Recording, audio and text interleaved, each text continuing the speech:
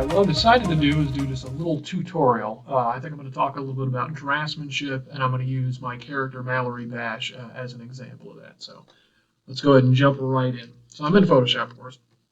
And the first thing I do is I usually set up my whole canvas and all that. But once you're ready to start drawing, I'm going to do this from sketch to completion. So I'm going to go sketch, ink, color, lighting, everything.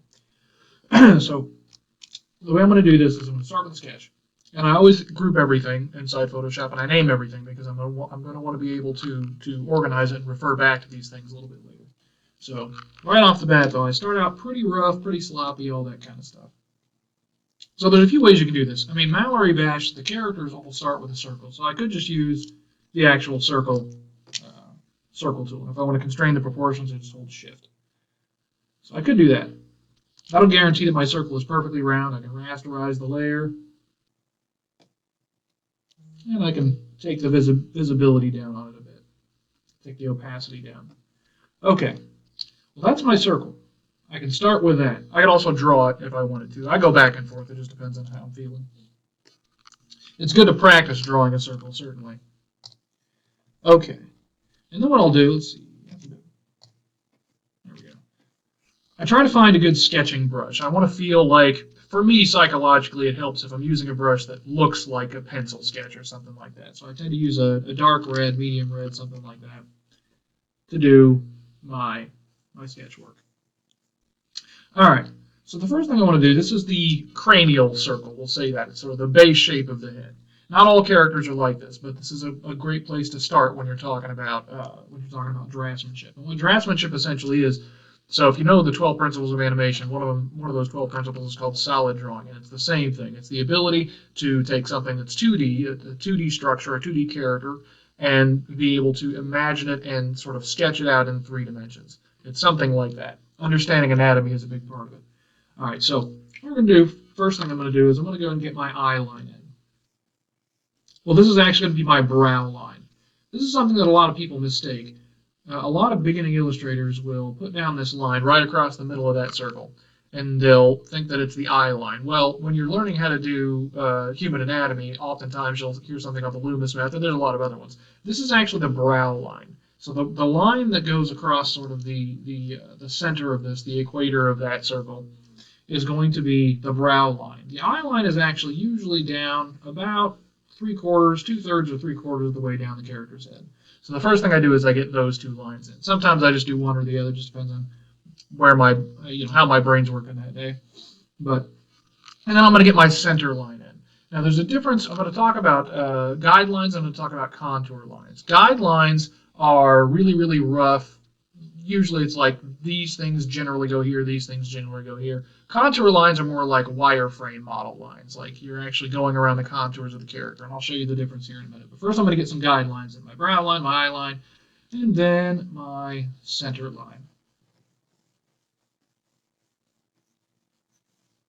So that's the center line of my head. All right, and usually for Mallory, the next thing I'll do is I'll get the jaw line in. Now, I'm not going to go over every single individual detail that I'm doing, but every time I think of something that I think will be useful to you, these are human characters, of course. So they're more consistently structured characters. So I'm not going to get into a lot of exaggeration in this particular video. These character designs are pretty structured. So usually with Mallory, the next thing I'll do is I'll get the jaw line in, and these again are basically like guidelines because I'm starting with what basically amounts to sort of an anime-shaped head.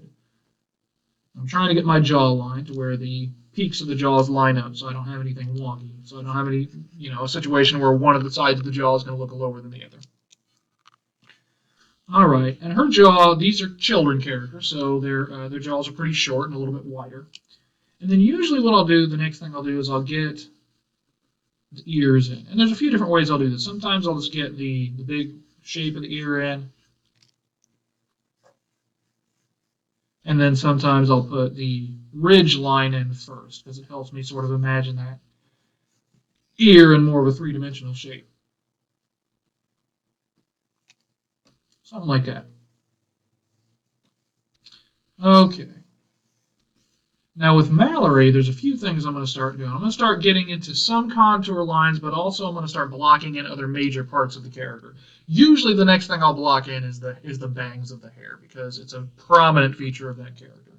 So if I'm doing that part, now here's another thing I'll do with those particular characters also, I'll add a little bit of meat to the back of the head. So if you were looking at it from the side, it would be something like, so this is the front of the head right there. You ever noticed a human skull? It's usually not perfectly round. It's got a little bit of elongation to it, something like that. So I add a little bit of meat to the back of the head. All right, just a little bit. So when you're doing hair, a lot of beginning illustrators, we'll call them drawers, because that's kind of what you're doing at that point, at that stage in your efforts, is they have a hard time imagining how to draw hair, because they want to draw all these different individual strands and waves and things. But you don't want to think about that. You want to think about how hair is. Hair may be individual strands, but it sort of clumps up and for lack of a better word, sticks to itself. And it creates, when it does that, it creates these larger shapes. And so you want to get your larger shapes in first. All right, so Mallory has a few different shapes in her hair. So we'll do her hair before I add her face. So when I first started drawing Mallory, I'm going to give myself a new layer here. When I first started drawing Mallory, I did something kind of like this, where it's basically like a perfect circle cut right in half. And that's okay, but it's not particularly visually interesting. It's not as visually appealing as what I ended up doing. What I ended up doing is taking that bang shape. So the first thing I got to look at is the shape of the ridge of the bangs. And one of the things that I changed that I ended up really liking is I started changing it to this potato chip shape. Now, when you're drawing this character, if you're trying to imagine this character in 3D, this is where the character, the 2D aspects of the character become clear, because in 3D, that's not exactly how her hair would be shaped, right? It's going to be more of an arc, and when she turns, that shape's going to sort of morph. Like it wouldn't do that in real life if she was a three-dimensional character, but I have the ability, because it's 2D, to sort of shift that. You've probably seen cartoons where the character has bangs that are really pointy, and when you look at it from the front, they kind of shift to the side of it so you can still see their eyes, or whenever they change from looking left to looking right, their hair kind of stays the same. It's that same idea. Okay, so the top of it's the same, though. It's still that sort of sphere shape. I like to think of it kind of like a basketball shape that's been cut in half. But the bottom of it, where that ball gets cut in half, is different. It's that potato chip shape instead of that perfect half circle. All right, so that's her bangs. That's the big part of her bangs. Now, she's also got these two little bumps. One's a little bit bigger than the other, but usually you can only see one at a time because of the angle of her head. So she's got two. If you saw the other one, it'd be something like that. This indicates the crown of her head. And then she's actually got several more shapes. She's got the back of her hair, which is kind of like a sack. It's kind of like a circle, but a little bit elongated. So if you saw it from the side, it'd be something kind of like that, because all of her hair is pulled back into a ponytail, something like that. All right, so from the front, though, it starts to take on a little bit more of a circular shape. And then there's two more shapes, really. One of the next shape we'll talk about is the ponytail. And the way I've designed the ponytail is it's basically a circle, because the way you want to think about it is kind of like I'll draw one over here, kind of like a shaving brush or a circular paintbrush, something like that. So that's what the back of her hair looks like. Now, usually what I'll do after that is I'll get a few, not a lot, but just a few sort of hair lines in so I can see the general shape. These are kind of like, well, basically what they amount to are contour lines. Whenever you pull your hair back in a ponytail, what you end up with are essentially contour lines, because you're pulling all those strands back and they're converging to a singular point. So that's kind of what Mallory's hair is doing. And now we can add a few of those to the top, too. Now, Mallory has one really wide gap right in the middle of her bangs, and that's there for a reason. It's so that we can see her face whenever her bangs are technically in front of it. I want to leave a little bit of a window there. All right, so that's the one big gap. And then usually I'll add a few other ones here, like just a few strands. This is something that you want to think about when you're learning how to draw hairs. You don't want to draw all these individual strands. You want to draw these larger shapes and then have just a few little hairs or blades of grass is one way to think about it. Something like that. Blades of grass that kind of pop off of it. They give it this idea that there is more to it. So something kind of like that, and usually I'll add one there, and then one more at the top. I try to keep track of them. That way, if I ever animate her, whenever I animate her, I can keep these things consistent. So it's something like that, and then she's got an M shape break here, and then a one cut out here. And just remember, these are all following the same sort of curve of the bangs that sort of all converge back here at the crown of the head. They all come out, and they all come they go from the crown of the head out to the ridge of the bangs. That's how I keep track of all this. And then she's got this one extra little thing over here. It's literally just a little poof on the side of the bangs. And then usually the last shape here is going to be her sideburns. She's got these sort of Legend of Zelda Link-like sideburns. And they're sort of, I'm not really sure what you would call that shape. Sort of teardrop, but elongated. It's boomerang shaped, maybe. That's one way to think about it. Okay, so I've got the head. Now I need the face. Now we're going to start talking about contour lines. I've got guidelines here to kind of tell me where everything is, but I need contour lines. And usually, so the first thing I'm going to talk about is shelving. It's what they call shelving. And shelving is, think of it like, it might be easier to do this as I'm drawing it. As I'm drawing it, I'm going to draw these arcs. And Mallory's, now think of this as the bone of the brow line, the actual bone in the skull. Now I knew I drew a brow line, but bear with me, this character has, non-standard human anatomy, obviously. But her eyes are large, so I know that that top of the shelving is going to be high. And she has a short nose, right? So the bottom of it's going to be relatively short. Something like that. All right, so this is shelving. If you looked at it from the side, or maybe a 3/4 angle, it's going to look something like this. Now for Mallory, it's actually probably going to be closer to something like this. What's important here is to realize that there are planes here. This one's a little bit more downturned, it's sort of in shadow, and then this one's, it's facing up a little bit. So when you do I'm going to do a center line here. This is the center, and then the nose would come out, kind of like that.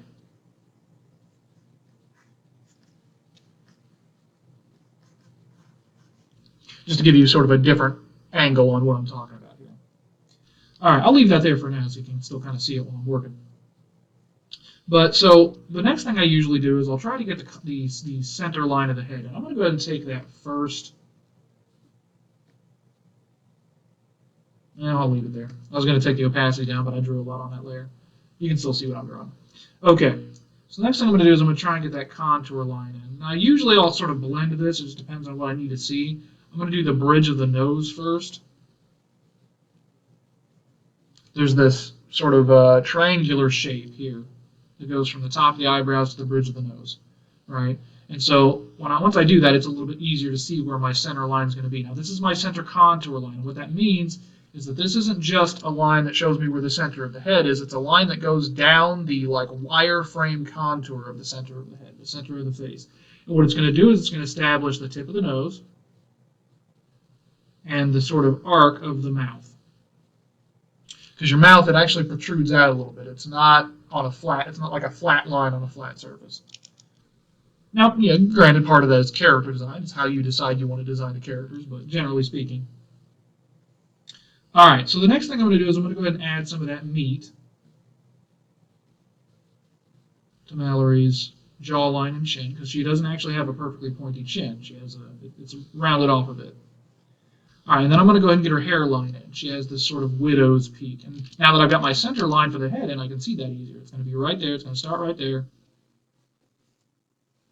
It's going to come around, and it basically just kind of wraps around, kind of like Mickey Mouse's hairline. Something like that. And that may be a little bit high. I might end up bringing that down a bit, but it's something like that. All right.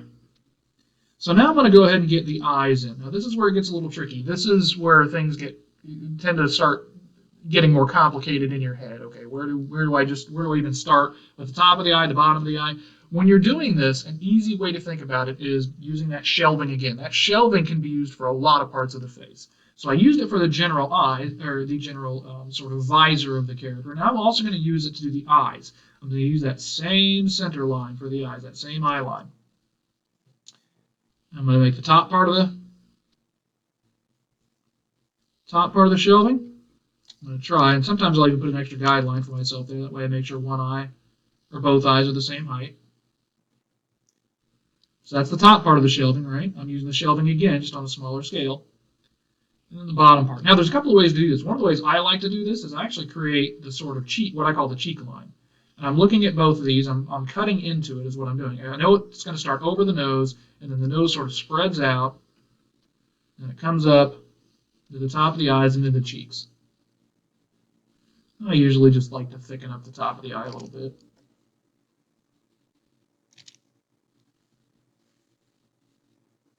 And now I've got my eyes. Now, I got to put my pupils in. You know, even to this day, I struggle a bit with Mallory's pupils, and I don't know why. And for whatever reason, it's always, if she's looking in one direction or the other, as long as like her pupils are, her eyes, the irises and pupils are touching part of the eye, like one of the outside edges, it looks fine. But whenever it's like right in the middle, I guess I haven't really fully decided. I'm going to do it, just not like this one's going to turn out fine. For whatever reason, it's hard to describe. She looks a little bit strange, and whenever I have her look, especially straight at the camera, although this is turning out fine. Anyway, that's kind of an aside. All right, so with the Mallory characters, I get the irises in. These are the irises, not the pupils. And then what I'll do is I have this halfway line that usually goes across, and then I add my pupil into that.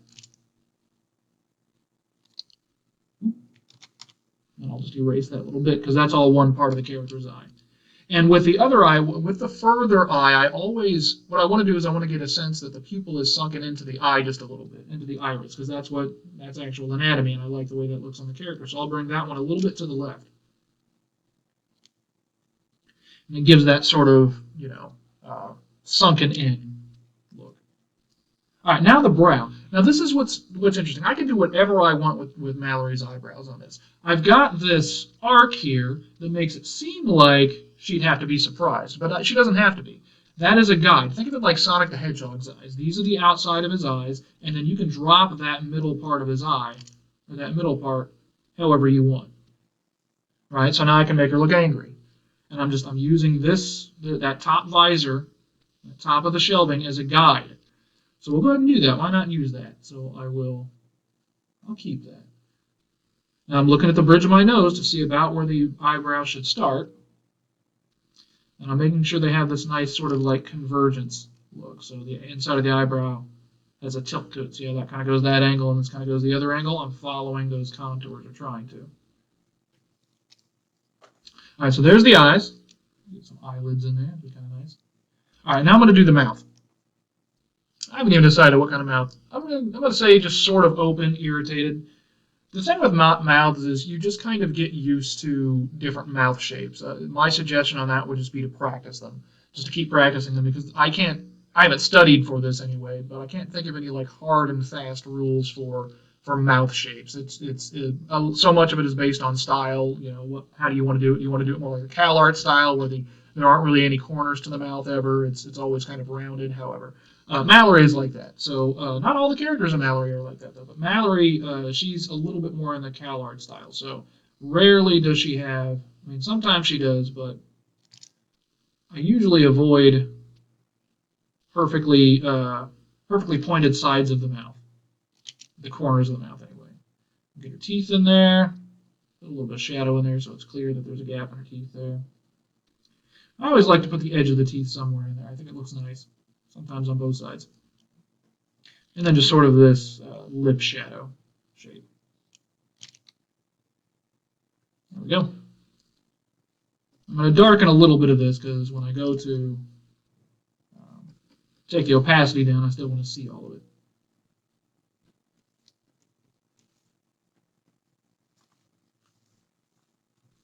Okay, so I've got the head. I'm going to go ahead and erase that now.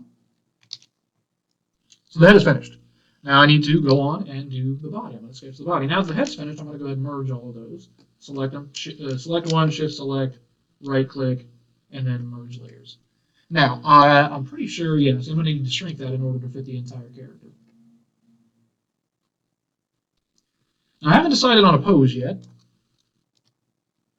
And depending on the pose, I might have to move her head to the left or right. It just depends on whether like her hand's out pretty far or not. I think I have an idea for a good pose. And the one I'm thinking of is going to require her head to be a little bit to the left, because I'm going to have her arms sort of out and you know, kind of like that. Because that'll give me an opportunity to really show some interesting stuff when it comes to doing the foreshortening and you know, weird hand angles. Because, you know, when I first started drawing, and for a long time, foreshortening, as many of you beginning illustrators or even intermediate illustrators know, is a pain in the ass, right? But with hands, there are ways that I've learned to draw them that actually make it so that that angle is like my favorite angle of the hand to draw, because there's a lot of fun stuff you can do with it. So I'm going to show you how I do that. Let's dive in here. Actually, the first thing I'm going to do now is I'm going to go ahead and save this.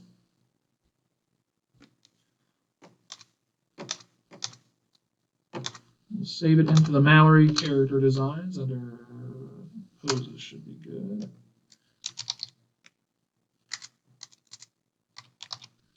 Now let's go with 05. The 5th major pose for her. Okay. So when it comes to doing the body, I'm going to zoom out here real quick, and I'm going to get pretty sloppy. I really just want to lay in the gestural line. So there's something called an action line. And what the action line is, it's not always this, but very often it's going to be, think of it kind of like the spine, where it's going to go from the base of the head down to usually one of the feet that the character is grounded on. And what it does is it establishes sort of the emotion and the attitude of the character in a single line. So we already got Mal's head. So if you've seen gesture drawings, it's probably going to look something like this. They'll just sort of draw the head in, and then they'll, you know, get a gesture line in, and then maybe they'll start breaking off different parts of the character's body, right? And then they'll start wrapping shapes around that. I'm essentially going to do that. That's basically what I'm going to do. So I've already got her head. Now I know that I want her body's going to be sort of turned in the opposite direction as her head. So I'm going to go ahead and get the action line in. It's going to be something like this. And the very first thing I'm going to do once I get the action line in,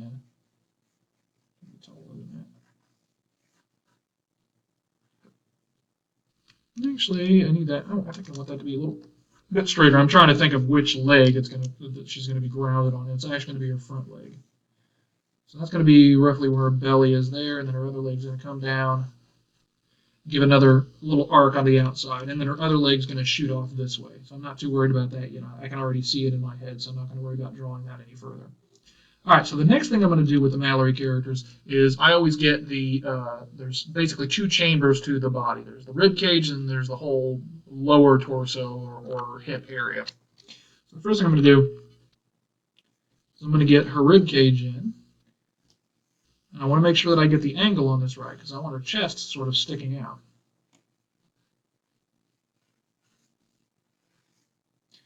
And that's not the center line. Remember that.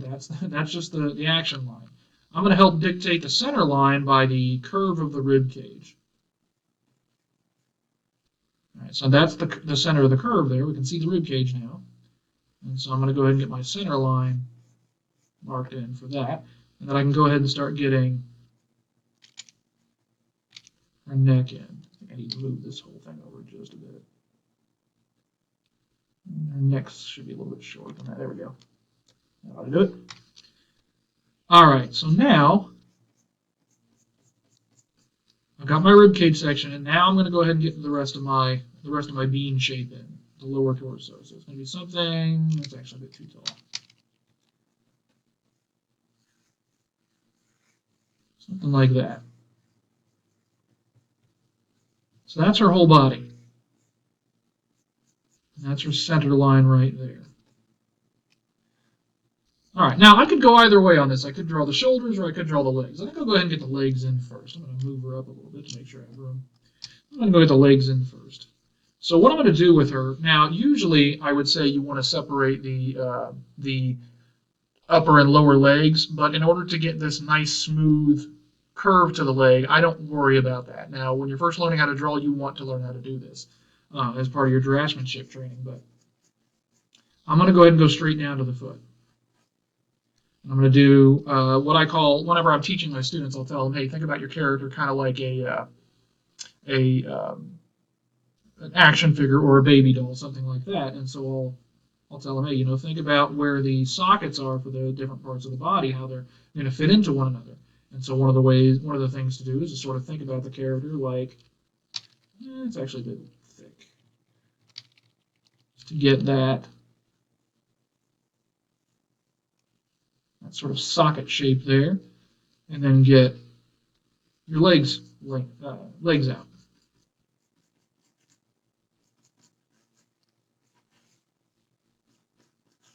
Now for the Mallory characters, their thighs get a little bit more narrow in the knee, and then they get wider again toward the feet. I'll go ahead and draw a little line here at the bottom to establish my ground. And I always think of it kind of like a bell shape. And then I'll add the tips of my character's feet. And I always like, this is another thing that's just sort of unique to the Mallory characters. See it a little bit in Sonic the Hedgehog characters, and that's the sort of the tip of the toe pops up just a little bit. So this is actually sort of like the sole of the shoe. Think of that. And then I can get the tips of my feet in. And another thing that really helps when you're drawing feet and elbows and knees, like I said, think of it like an action figure. So what I'm going to do is I'm going to say, okay, it's almost like this is the top of the foot there, and it comes down. And I can almost imagine, it's almost like Mega Man. I can almost imagine like a bolt where the ankle is. And it goes through there, and the whole foot hinges on that. That helps me visualize what it is that I'm doing here. And if I were to do that with the knees, it would look something like this. And that way, when you do that, you can see exactly how the leg would bend, and you can get your joints right.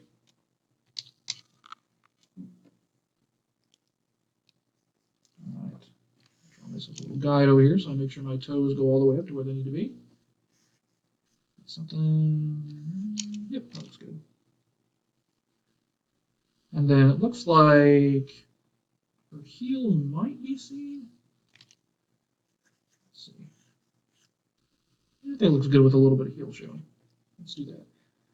All right, and then that nice smooth line there.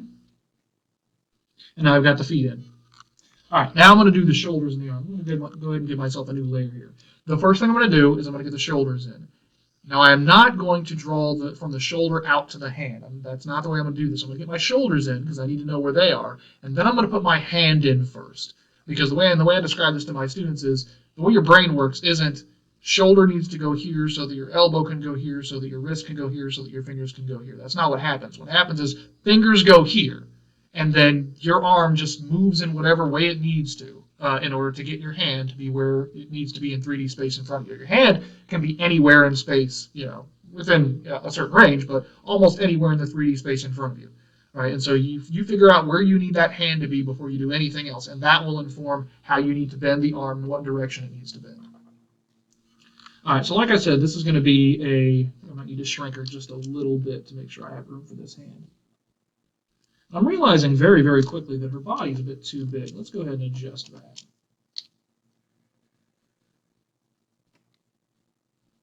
That's a bit better. I want to make sure she's at least on model. There we go, that's a little bit better. I can take this and I can blow her back up again, maybe.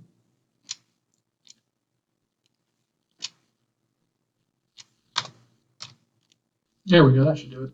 All right, so I'm going to go ahead and start my hand. Like I said, I'm still going to stay at a distance. Sorry, I'm going to do my shoulders first and then my hand. And I'm still going to stay at a little bit of a distance while I'm sketching this out. And the reason I want to do that is because you might have noticed, if you're a beginning illustrator, that sometimes you'll be drawing and you get really, really close and you're paying attention to the hand, right? And then you zoom out and suddenly you realize that the hand is way too big or way too small, especially compared to the other hand that you drew. Well, the reason for that is you're hyper-focusing on one part of the drawing, and so you can't see the whole character's anatomy all at once, and that's a problem, right? So while you're blocking things in roughly, you want to stay at somewhat of a distance. I'm realizing I need to bring her.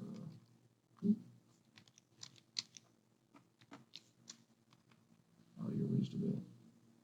There we go. All right, let's move into the hand. Okay, so like I said, this is going to be kind of like a hand kind of being held out, like reaching out. So let's get our shoulder in first, because her arm's going to be up, so we know we want our shoulder to be in there. Now here's another trick. I'm going to go ahead and erase that back part of her head so it's not distracting us, because there's some things we need to see here.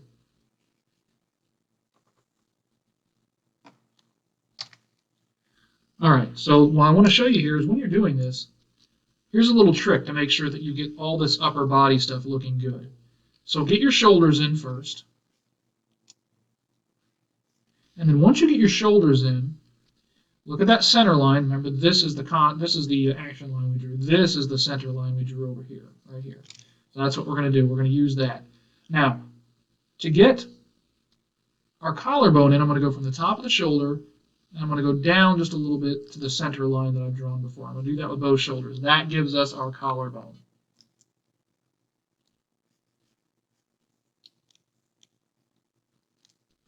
All right. Actually, I need to bring that head up a little bit. Thought I was making her neck too short, or too long. Turns out I made it too short. It's about right there. There we go. That looks a little bit better. Just trying to keep her on model. Get a drink of water.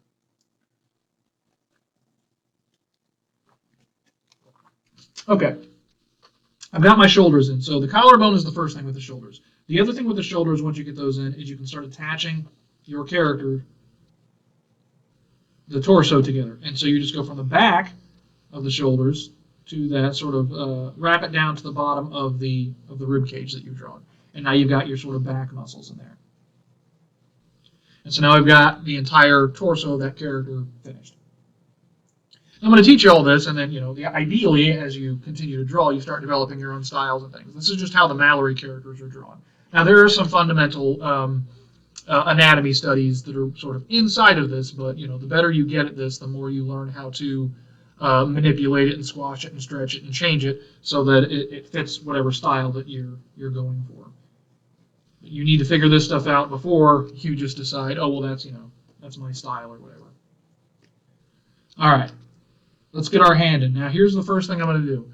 I don't always draw this first, but usually I draw it first. I'm either going to draw the entire palm of the hand, or I'm just going to draw the knuckle line part of the hand. For this angle, I tend to just draw the knuckle line first. And the knuckle line is always curved. Your knuckle line is not a straight line, It's just like the fingertips, right? The middle knuckle is a little bit higher than the index and the ring finger, and then your pinky's a little bit lower. So you want to keep that in mind as you're drawing. So I'm going to draw. I'm going to draw it. It's going to look too big, but remember, we're doing foreshortening, so I want that hand to really stretch out. Now, this is my knuckle line. So I'm going to make that even bigger. There we go. I'll give it a bit of an angle, too. I'm going to give myself enough room that my thumb doesn't obstruct her face. So that's my knuckle line. Now, usually once I get the knuckle line in, especially on an angle like this, I'm going to get the thumb line in. There's two pads of your hand, right? I'm going to get both those pads in. I'm going to draw and her thumb's out, so I'm going to kind of get the thumb pad so that the thumb can stick out, and then I'm going to add the sort of pad for the pinky over here. And now I've got the whole palm of the hand.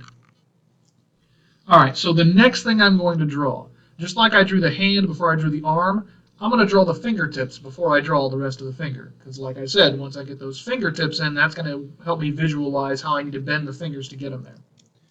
All right, and I want the fingers to be spread apart. So there's kind of like an arc when you do this, right? And you can draw the arc to help you too.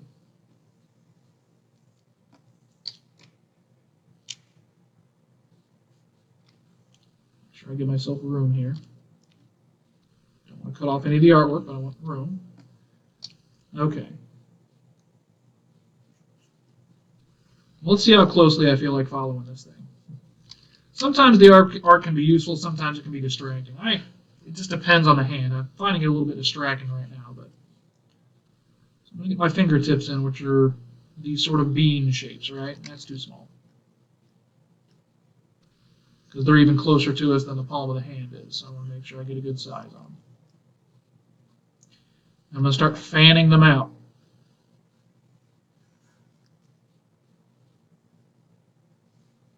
And now you'll notice when you do that, your fingers sort of, there's like this big arc. They're not straight out like that. That's not a very natural hand movement. When you're reaching out, your fingers kind of separate at an angle.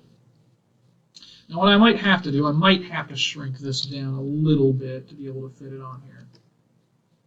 That should be okay. I want to make sure I get all the fingers in here. All right, so I'm going to start establishing that really big arc to the fingers here. And then this one's going to be, the pinky finger is going to be way down here. Okay, now that I've stretched the fingers out, it's going to be a lot easier for me to see how to get the fingertips. It's going to be a lot easier for me to see how the fingers are going to attach to them. And what I'll usually do, now you can stretch them all the way out if you wanted to, but I think what's going to look better with this character is to give to really draw the chambers, and you'll see what I mean by that. I'm going to go up first, and then down toward the finger. And I really want to get that stretch. Do the same thing with the middle finger.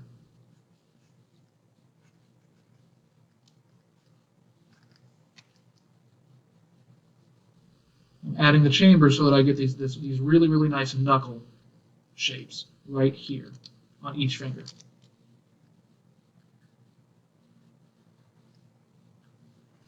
And now I'm actually going to have to alter my knuckle line just a little bit because right here we're going to get some pinching where the pinky's coming in.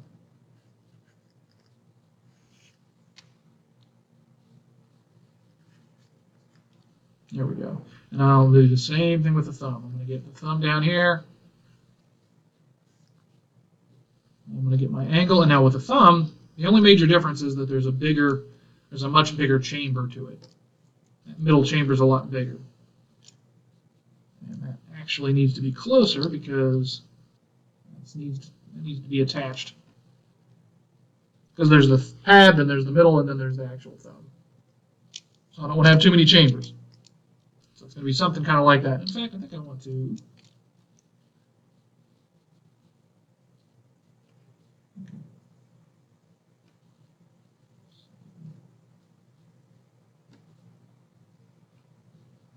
Just look at what looks best here.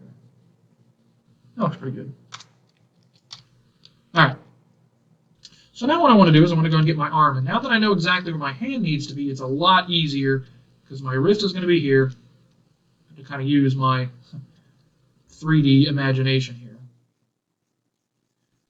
The shoulder wraps over top of the muscle of the shoulder. It sort of wraps over top and goes into the pectoral muscle. So I know that's going to be that. And then my bicep comes out from under the arm there. So that's my bicep. And then I can attach my forearm there. There we go. Okay. So I got my foreshortened hand in there.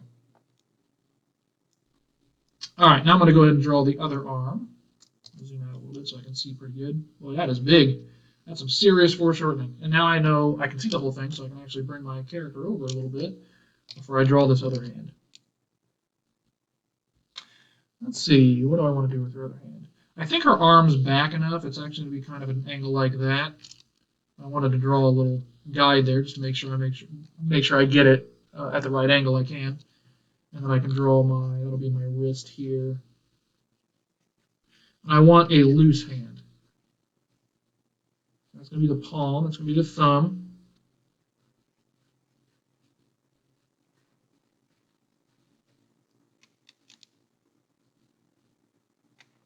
And whenever you have a loose hand, it's kind of like your index finger is going to have a little bit of an arc to it, and then the other fingers just kind of arc further, like have more and more of an arc down to the pinky. So you got one hand here. You'll have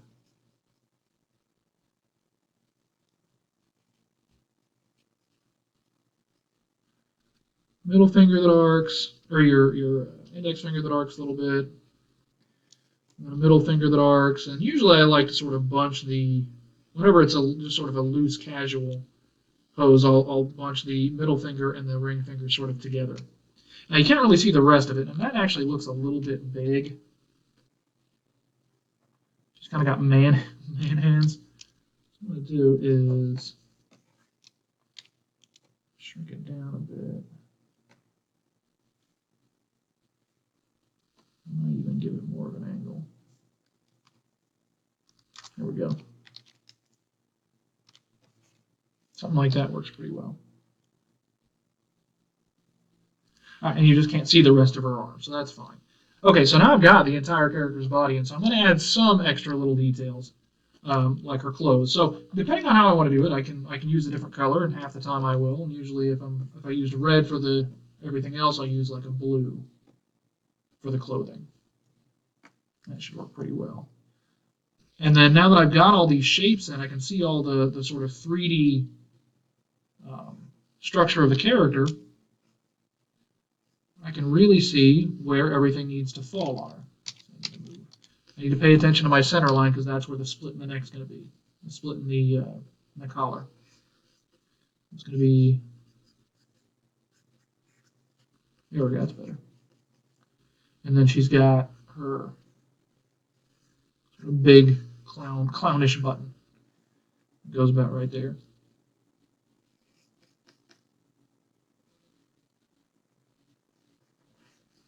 She's got the black part of her sleeves, which are sort of suede. I don't want to give her shoulder pads. It's going to come down into her little onesie. I'll bring that out just a little bit, I think. There we go. It feels a little bit more on model.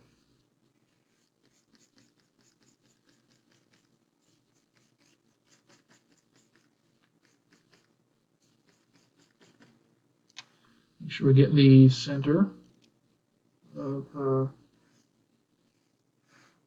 pants there because there's the top part's black and the bottom part's yellow.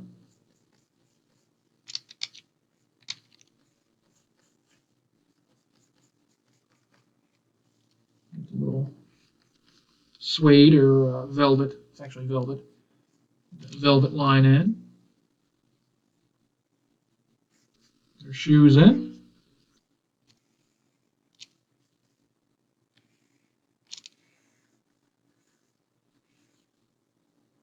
Where shoes work is they're flats. So they come down from the tip of the toe, wrap around, and then go up just a little bit at the heel. Essentially like that. I want to make sure I get this consistent. So I'm looking at that line there. It needs to stay about right there. There we go. And that's it. All right, we are ready to move on to ink. I'm going to save it. Create a new layer, or a new group, call it ink. I'm going to take the opacity down on my sketch. Still need to be able to see it. There we go, that should work. Go ahead and get black. Get my inking brush. For Mallory, I use this Christine Brush Pen 2. That's the brush I use to ink these particular characters. And I usually go down to a 9 or a 10. We'll go with a 10. I'm going to go ahead and get, and I don't really need to talk too much during this because there's not really much to say. I'm just going to start adding the details. I'm going to start blocking in.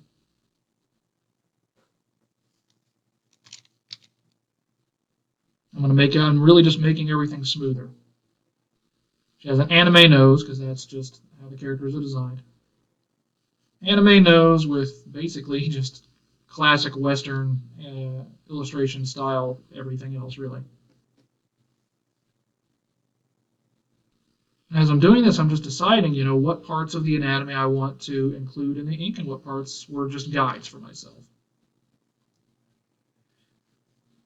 I'm making some lines thicker than others because some lines look a lot better than others when they're thick. Like the top of the brow or the top of the eyes because people have eyelashes, it tends to look better, a little bit thicker. I think that'll work. I'm going to try to give a little bit of a hint of the eyelid in there as well.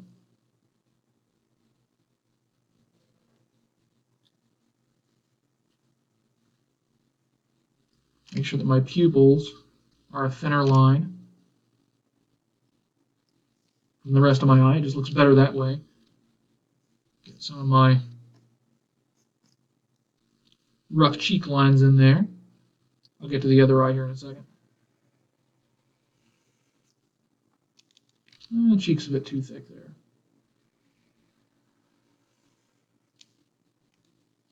That's pretty close. Perfect. Let's get, maybe what'll help is to get this in first. And now you'll see me starting to add the hair. And I'm paying attention to sort of the grain of the hair, so to speak. Like what direction is it all kind of flowing? And then I'll even add little, they're called whisper lines in. Little whisper lines that sort of follow the contour and really show you the angle of the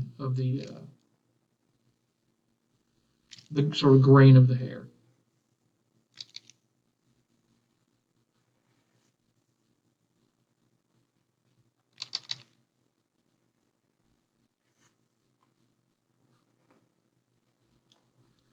As an illustrator, even now, I still get sort of paranoid about having to draw a perfect oval or a perfect circle. I'm sketching, it doesn't bother me because I can get, I can just redo it over and over and over again. But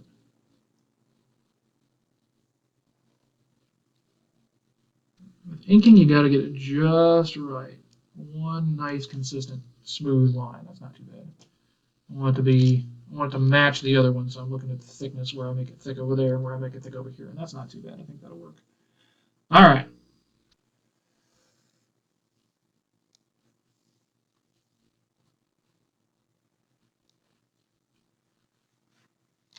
This looks a little bit crooked. Too thick. All right, I'm going to go ahead and start doing the hand so I don't accidentally draw where it needs to be. I'll draw the things behind it, right?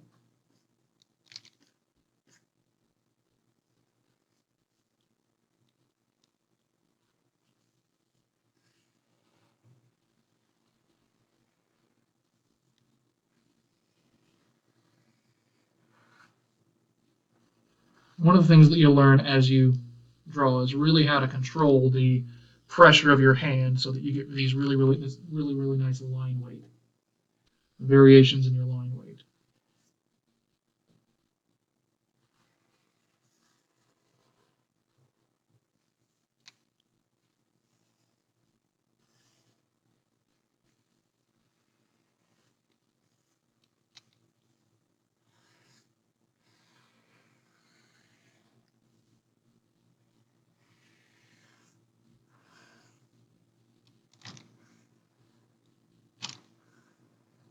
Make sure that's nice and round.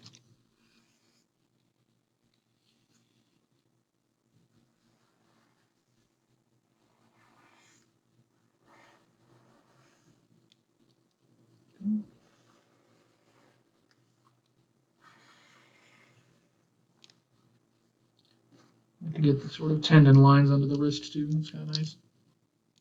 I'm going to finish up the head now. That should work for now. So what I do want to do is the arm needs to be in front of the band or the sideburns. So we'll go and get that arm in.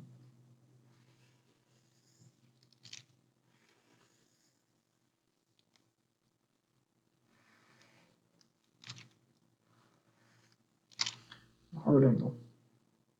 There's a reason that animators' desks had a rotating feature, because it's kind of hard to get your arm to do the right angle at certain, or the right line at certain angles.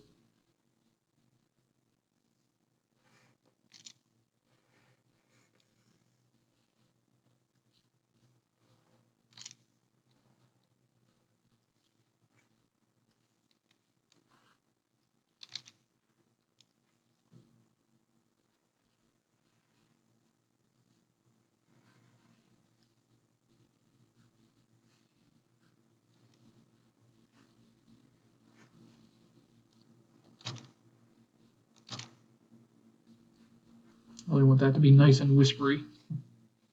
All right, now we'll go on to the hair before I get that eyebrow in, because that's going to inform exactly what parts of that eyebrow are going to be seen.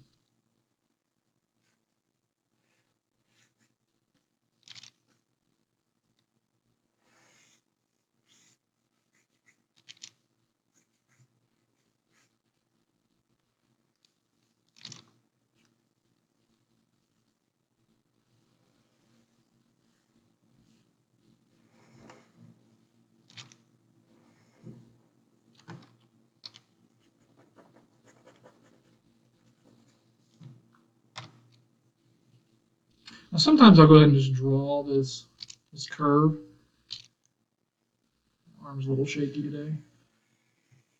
Because what it'll do is it'll make sure that all of my cuts break at the right spot.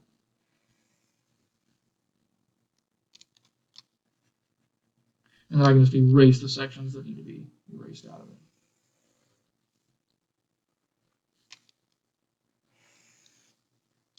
You'll notice to get these arcs to look good, I'm moving my entire hand, or my entire arm, basically from wrist, from sometimes shoulder. Like for these larger arcs, I'm struggling because I'm trying to talk at the same time, but for these larger arcs, I move my entire arm.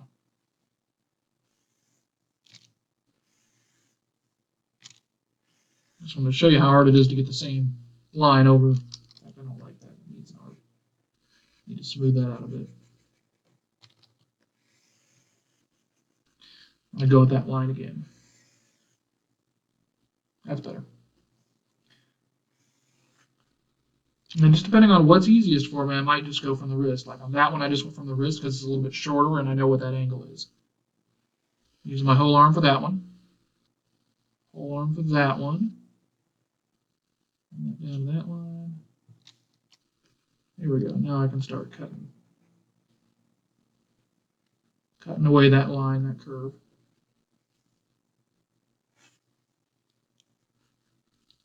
Go.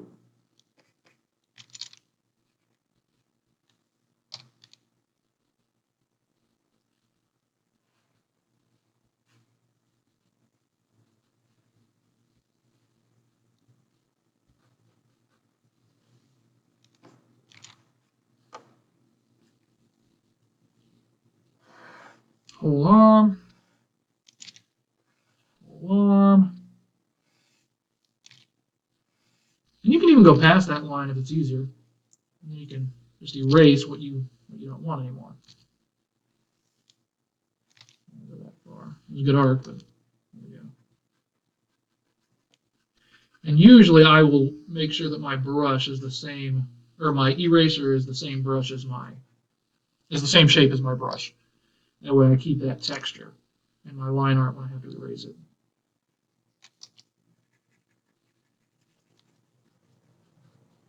There we go. Get the back of the hair in, and then we'll do the body. Now this is where it starts to get fun, but also challenging, because now I'm needing to get those sort of hair lines in. This is the hair that pulls back into the ponytail. And I'll get that part in. I'm going to go ahead and get the collar in here real quick.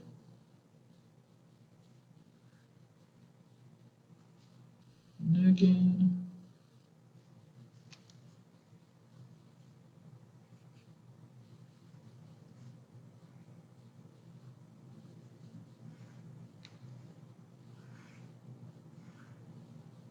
And there's the rest of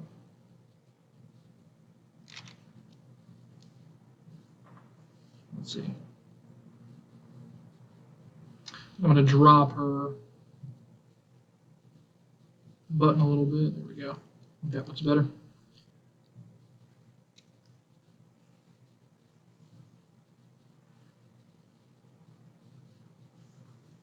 And now I can start getting the rest of this in.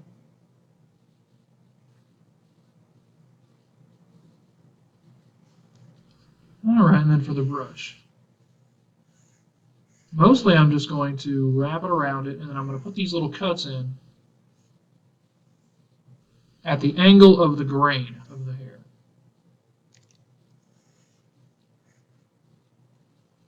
Like that. Because again, all these, think of them kind of like arrows that are pointing toward the convergence point. Basically, that's pretty good. That'll work. All right, let's get the body in, and then we're ready to move on to paint.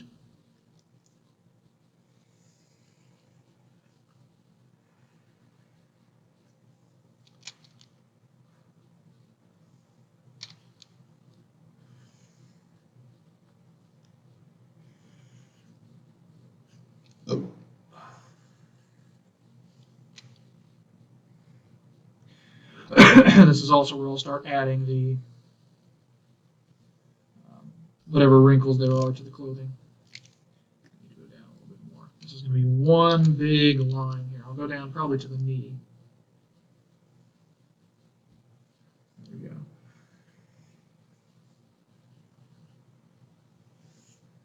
Now we get to the particularly difficult line. This one's got to go all the way down to the foot. Just trying to maintain good control on my arm. There we go. And this one I want to make sure I keep a nice smooth run from the belly all the way down. That looks pretty good.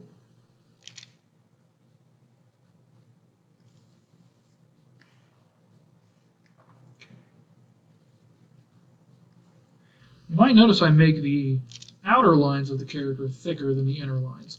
I do that on purpose because it looks good.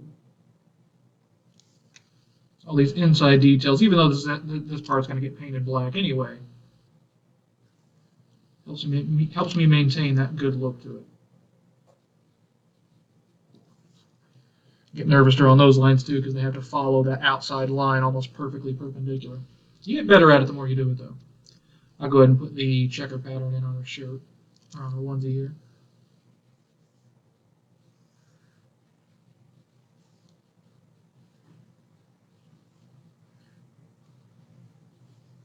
Now this really is just like drawing, for Mallory anyway, this is just like drawing contour lines.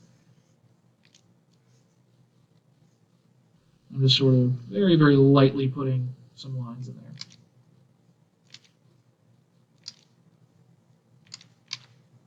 That works pretty well. The semblance of plaid. Right, now we can zoom in a little bit and get the rest of our anatomy drawn right. I'm going to smooth this out a little bit because I don't want it to look too realistic. They're still pretty cartoony characters. So I don't want awkwardly realistic hands. Although that one's kind of realistic, but that's okay. It still looks alright.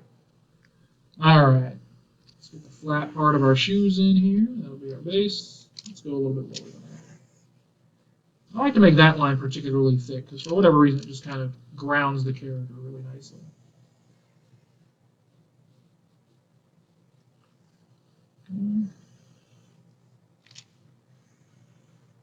You'll notice I undo and redo a lot. I really want to get these things to look good. That looks nice. Really trying to get these lines to look good.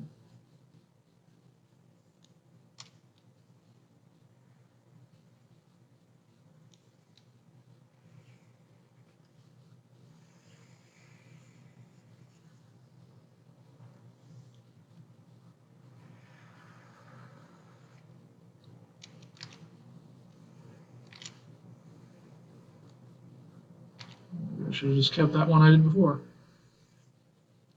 That's not too bad. It's all going to get painted anyway, so it's not too worried about that. All right. Looks like our inking is done. All right, we are ready to move on to color. I'm going to name this ink layer base because I'm going to do something with it a little bit later, and I'll show you that once we get everything finished and colored.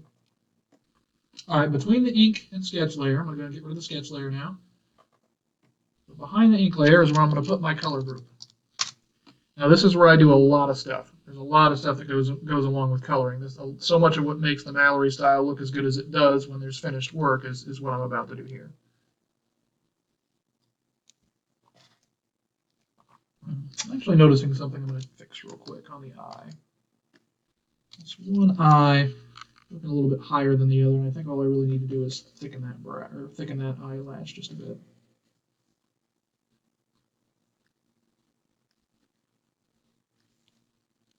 That looks a bit better. The one eye looked a lot more open than the other. Okay. Now, I'm going to get real close. What I'm going to do is I'm going to double-click my background layer to turn it into a normal layer. It's the default layer in Photoshop. Then I'm going to hit Control-U, which opens up the hue and saturation window. You're really going to see me use this a little bit later. Well, kind of. I already know exactly what colors I'm going to use, but I'll show you what I do to establish colors the first time when I'm trying to create a color palette. Anyway, what I'm going to do is I'm going to take this down to a medium gray. Maybe a little darker. This will help, so if you're, especially if you're creating a new color palette, this will make it so that, because if you're all the way white, or you're all the way, certainly you never want to do all the way black, but if you're all the way white, then it brightens up the entire your entire color palette, or actually really what it does is it darkens your color palette, because you want to be able to see your character and you want them to stand out as much as possible. So you actually want to use a neutral gray color for your background whenever you're painting, because that's going to neutralize your entire, the way you're visualizing the color palette. So your brights and your highlights and your darks are going to be more accurately depicted if you're seeing them against a neutral gray background. Okay, so for Mallory, what I've done is I've got an entire color palette for all these different characters here, and I just saved it and I use it whenever I need to. So that's what I'm going to do. I'm going to get the base colors in first, and I'm going to use a solid round brush for this. Depending on how much I talk during this, because again, there's not too much to talk about when I'm doing flat colors. Personally, I think it's the most boring part of the whole process. But I might speed up the recording when I do that. I haven't decided yet. All right, anyway, so now I'm going to go ahead and I'm going to lay my flat colors in. This layer, I've just got one so far, and what I'm doing is I know that I'm going to overlap. Every layer above this layer is going to overlap. So I can go outside the lines, and that's actually a good thing. Because what it does, this is the same thing you'll see, many times you'll see illustrators who will paint the entire character one color, and that's just sort of the base color. That way there's no transparency behind each color. That's one way to do it. The way I've sort of just developed doing it is that I just overlap, because I know when I go to do the hair, it's going to overlap the skin and blah, blah, blah, blah, blah. So I'll never, as long as I do it this way, I'll never have gaps, transparency gaps in between my character's colors. Don't want to color out soup. Don't want to color outside the lines. Not for this style, anyway. There are styles where that looks really, really good. You just have to know how to do it properly. I'm not overlapping here because there's nothing here. This is all the negative space around the character. But once I get to the character, I'll overlap it. See how I overlapped the hair there.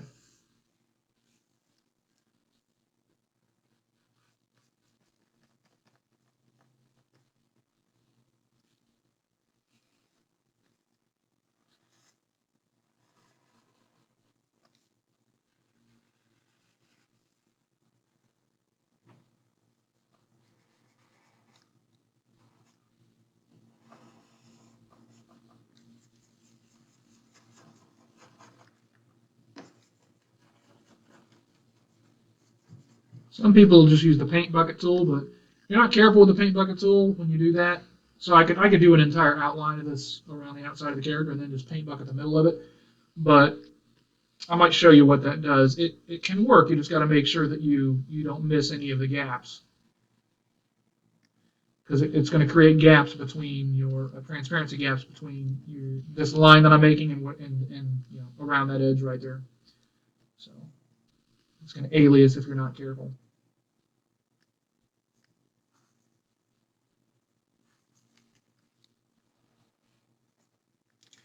So I tend to sort of color the old-fashioned way, as if I'm using an actual paintbrush and have to physically paint every square, every pixel, right?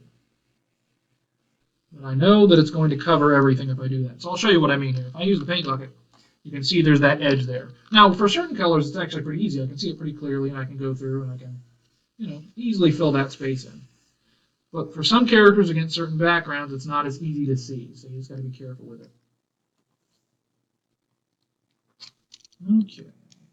Face. Next, got a hand, and then we're done with the skin.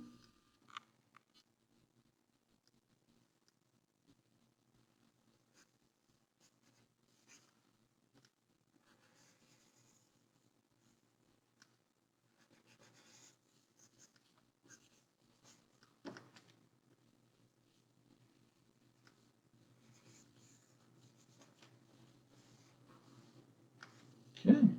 All right, now we're ready to move on to the hair. Create a new layer. I'm going to hit X to swap my colors over here. That's the shortcut to swap your colors.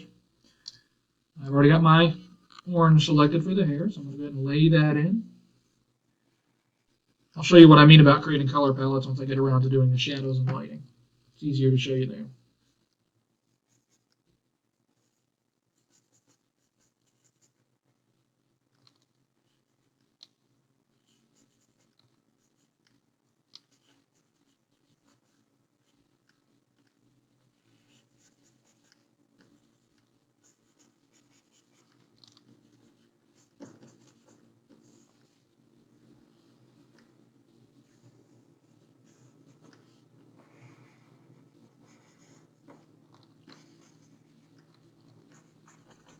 I'm using my left and right bracket keys as shortcuts to grow and shrink my brush size. So bigger, smaller.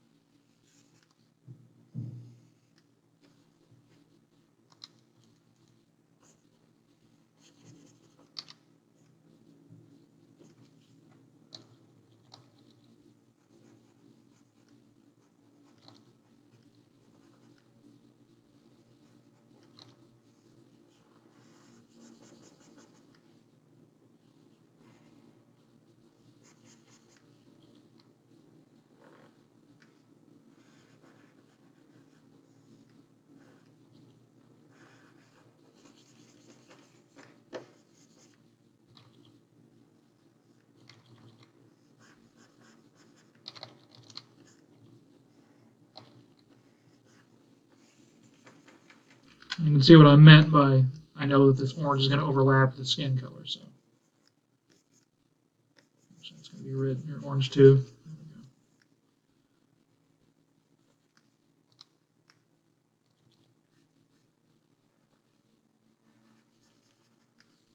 There's actually going to be a layer behind this for this area right here, for the under part of the bangs.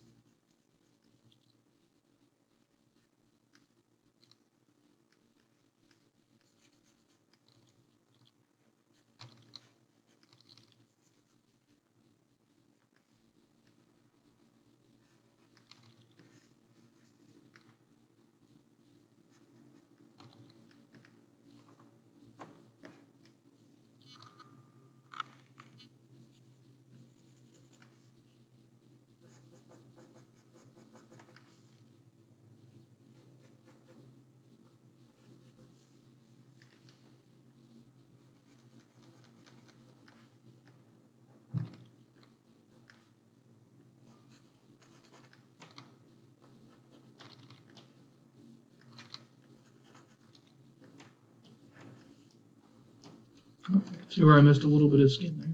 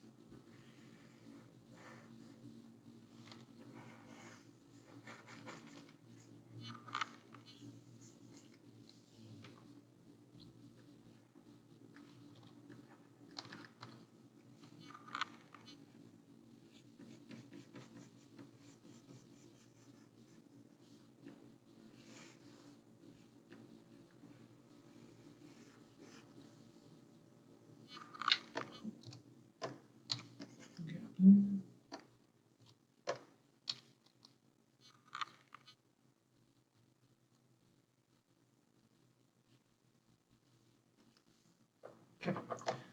In between those, I've got these sort of under bangs. Color here, this area. I might need to add a little bit of that over here. I haven't seen. We'll see what it looks like here in a minute.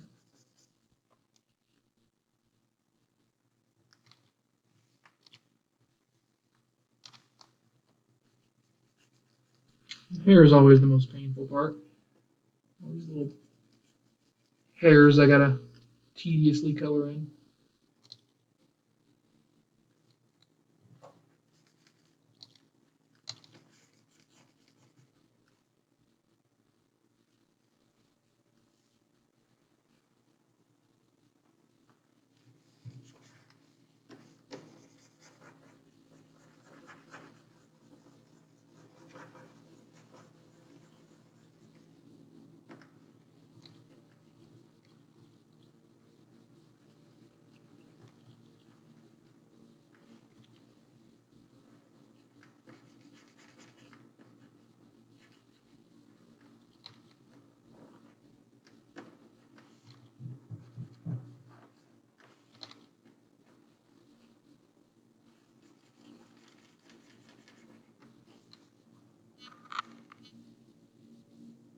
I think that'll work.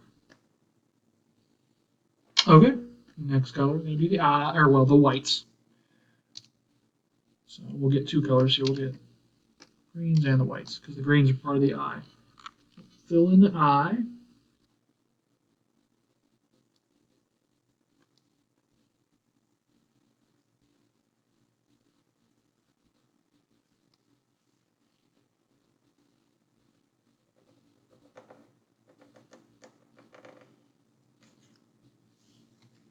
The teeth.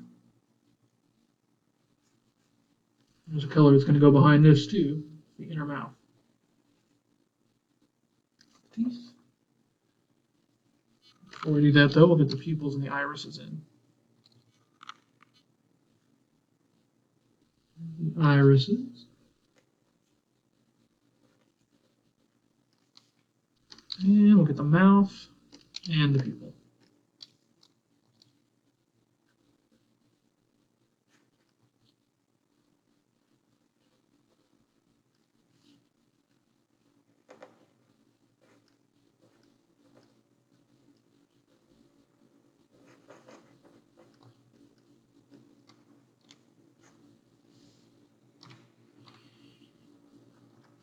There we go. Then I'll go ahead and start, usually I'll start naming my layers at that point so I don't lose track of pupils, irises, whites. That's not right. Oh, I put them on the same. Yeah. Hair, bangs. Again, I made a little mistake there. All right, so that's actually white. This should be irises. I painted the irises and the pupils on the same layer. So I want to fix that. It may seem tedious, but there's a reason that I do this. There is a reason that I keep every single color on its own layer. Now, I don't really need to do this as much with Mallory anymore because I already know all those colors, but there are reasons that, like for the eyes, I could technically leave that alone, but when I do shadows and lighting, it's going to be very, very important that they're on separate layers. I'll show you why when we get there.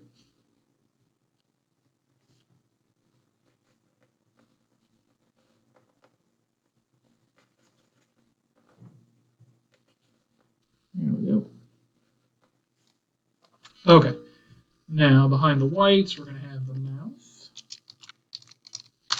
That's got its own color as well.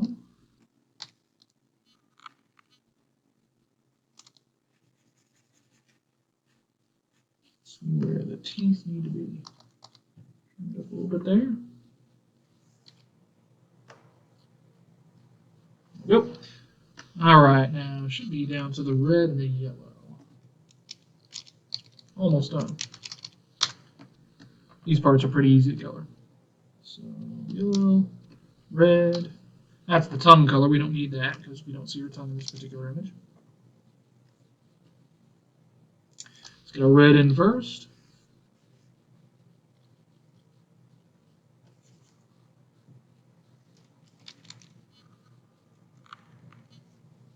See where I missed a little bit of the hair there.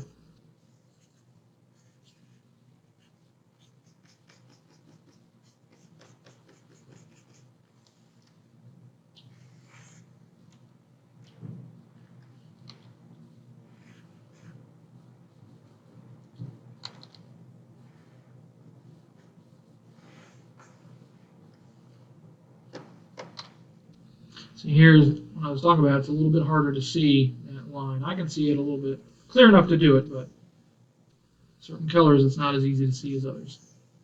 There we go. Let's go ahead and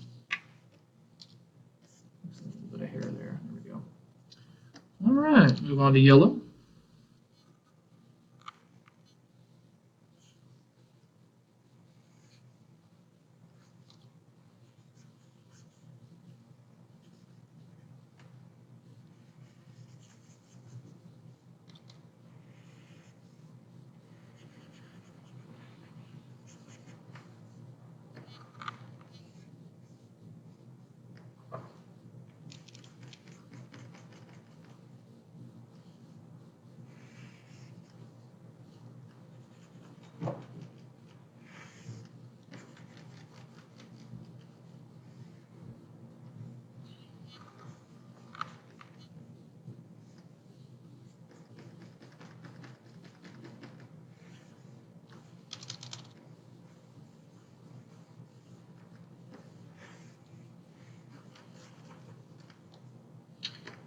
Purple and black. And we're done.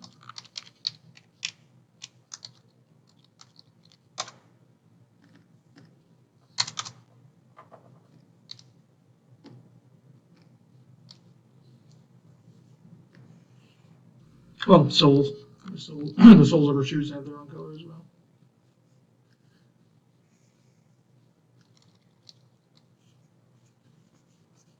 There's the purple.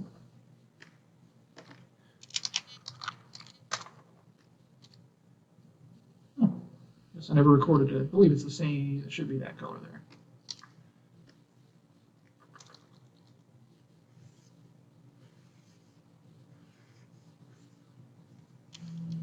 Let's see one sole, so that'll work, and then black. Well, I forgot. There's more purple here down here. And the legs.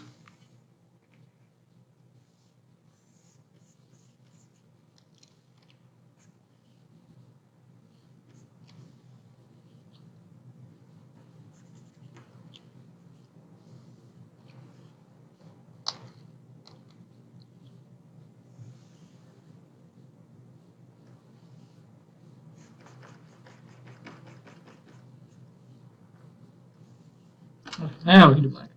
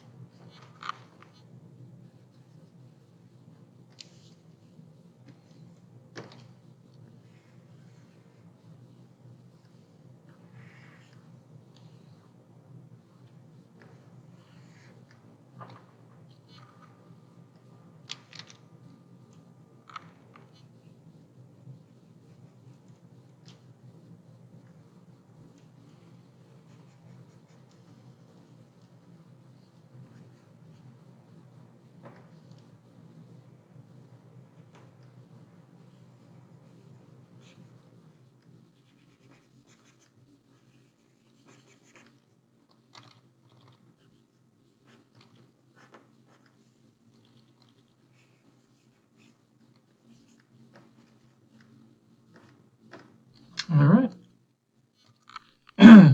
All the black colors are in. All right, so now what we want to do is our lighting. This is probably the most fun part. We're going to do lighting, and then there's one other stage that goes pretty quick, just effects, essentially. All right, so moving on to lighting. So each one of these colors is on its own layer for a very specific reason, and that reason is because I want to be able to manipulate each color individually, and I want to be able to use clipping masks to do the shading on each one of these colors. So let's say I want to do the skin. I'm going to create a new layer. I'm going to right-click that layer. I'm going to create clipping mask. This is going to be the shadow layer. So I'll take my shadow color for the skin. I'm going to go ahead and get the highlight color and the shadow color for the skin. And I'm going to use a textured brush, that same brush that I used to do my ink.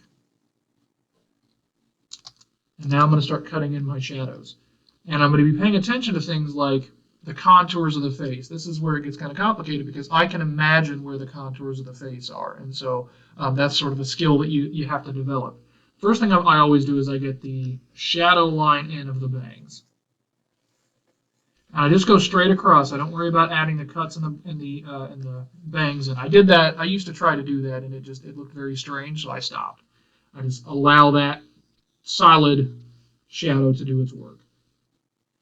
All right, now I'm going to go over the contour of the cheek. That's not quite right. Down the chin.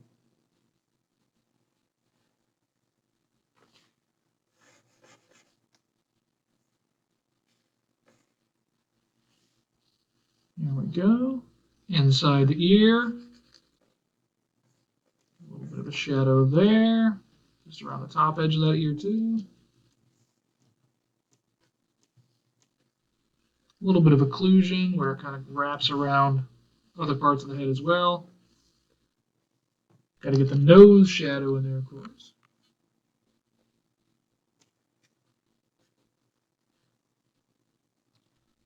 Usually I'll try to do the whole base of the nose. That's pretty good. That's a bit much. I think I liked it better before. Here we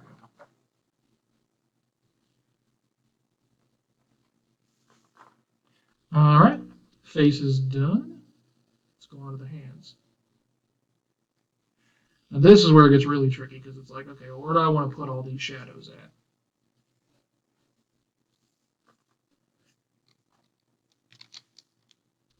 I'm going to use my brush and my eraser sort of simultaneously to get these in.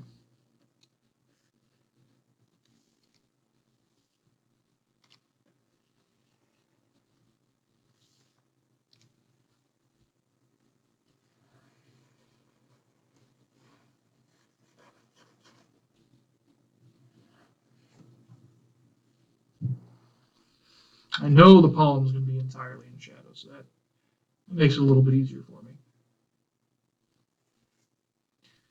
I know the thumb, most of the thumb is going to be in shadow.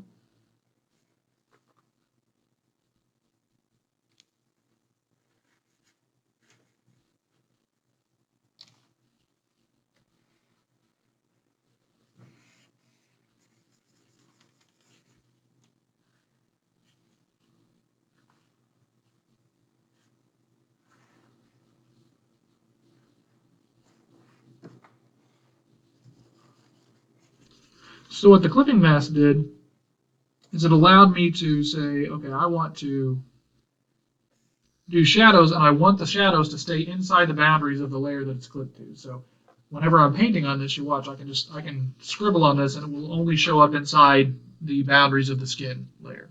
That's what a clipping mask does if you're not used to that. Very, very, very useful.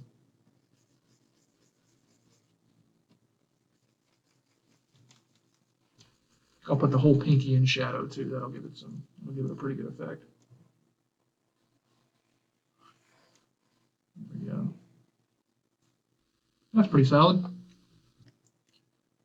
right, I think I'm going to put let's put the whole hand in shadow back here. That way we have some nice depth to the image. Okay, so our skin is shadowed. Now let's put the highlights in. Highlights are tricky. It just depends on your style. A lot of cartoons and comic books don't even really use highlights for the most part, but there are just a few that I always use on the Mallory characters. The cheeks, the ridge of the nose, and then the tops of the ears.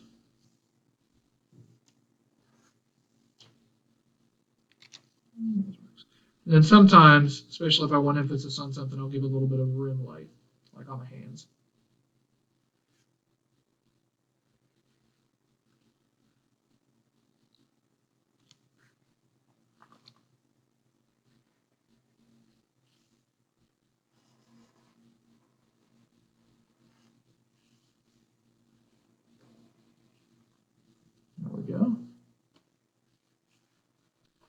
right. Now I'm going to come back to the skin a little bit later because I'm going to do some blushing on it, but I've already got a brush that I want to use for everything else, so I'm going to move on.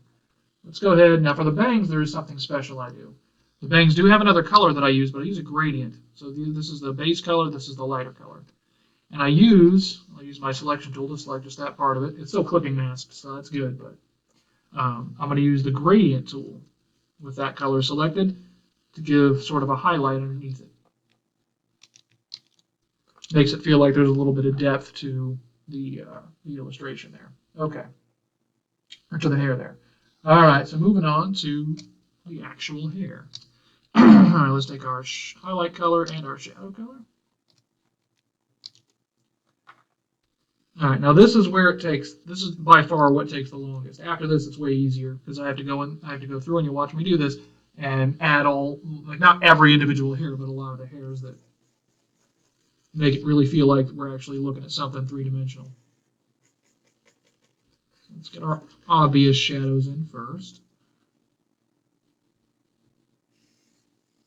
On the hair, the shadows are going to follow the contours of the hair.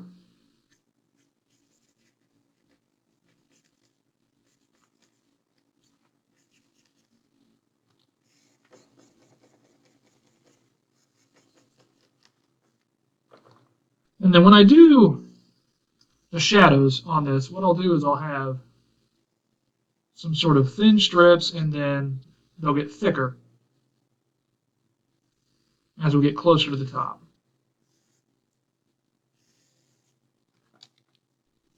It gives a sense that there's sort of a gradation, a gradual growing of the natural color, gradual disappearing of the shadows,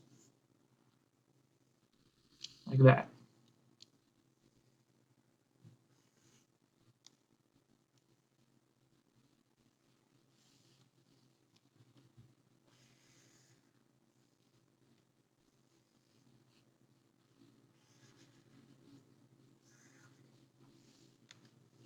There we go.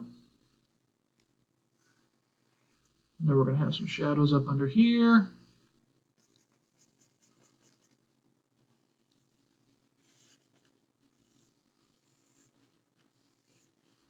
Like I said, I'm following the contours of the hair to get some of these shadows in.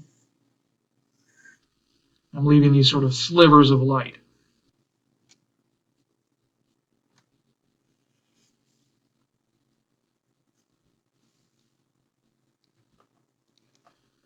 That's the easier part. Now the hard part is like trying to figure out exactly where I want all these shadows to be.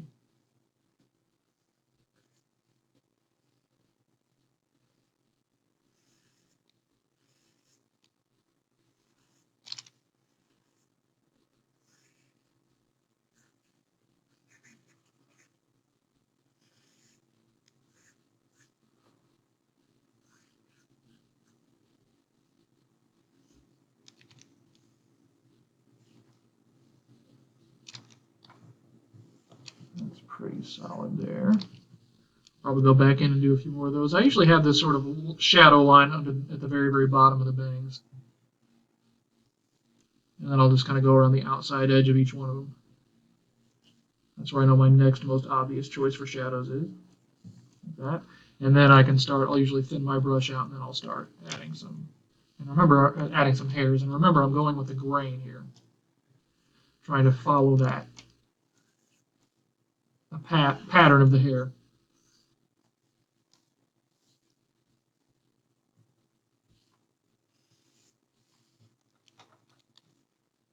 All right, this is where it gets particularly difficult because now I have to make really, really big, long lines.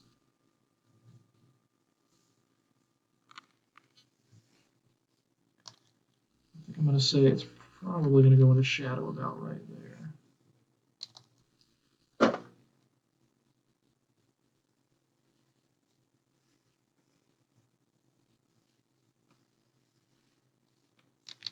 I don't want any lumps in this. I don't want it to be inconsistent.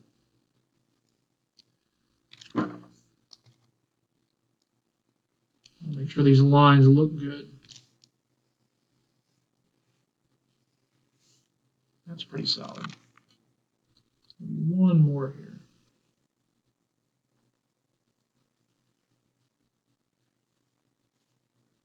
Okay, that'll work. Now I'm going to go ahead and add the highlights. This is pretty tricky too. So with the highlights, I used to use that same brush, but I've been doing something a little bit different lately. I'm going to create another clipping mask.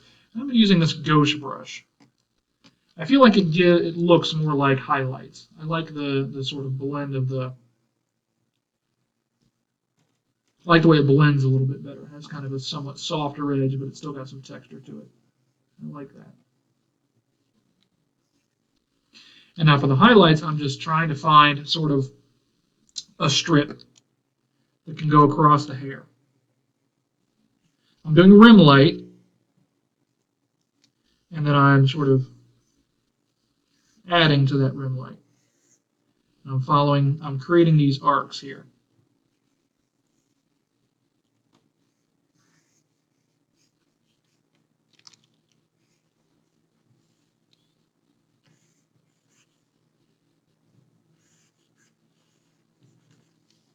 That's pretty solid.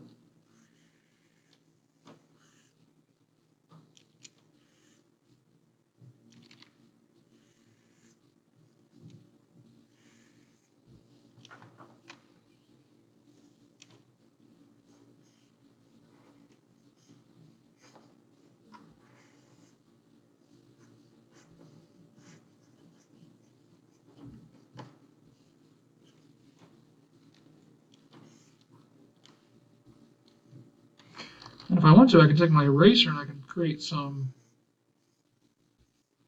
streaks in there to really make it feel like those shines are kind of going through these strands of hair.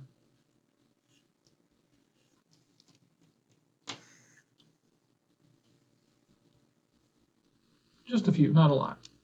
That works pretty well.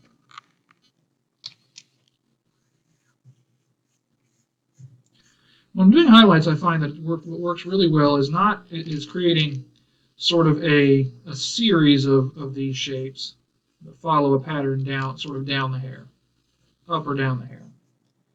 I'm never creating them like straight across.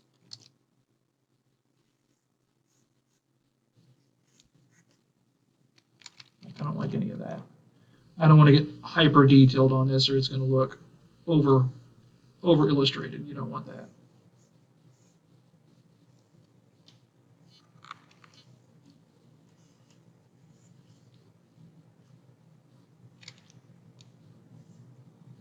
That's not too bad.